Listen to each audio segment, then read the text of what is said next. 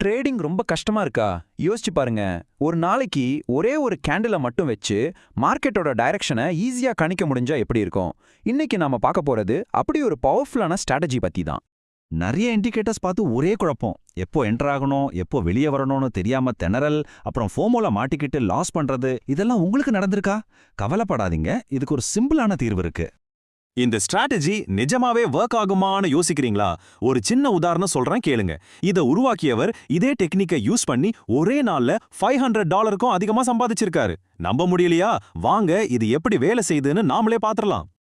சரி, அந்த ரகசியம் என்னன்னா, இந்த மொத்த ட்ரேடிங் சிஸ்டமும் ஒரே ஒரு 4 hour கேண்டலை மட்டுமே நம்பியிருக்கு.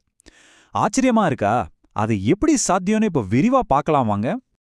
இந்த ஸ்ட்ராட்டஜியோட மொத்த வெற்றியுமே அந்த ஒரு கேண்டல்ல தான் இருக்கு. அதை எப்படி கரெக்டா புரிஞ்சுக்கிறதுன்னு முதல்ல பார்ப்போம்.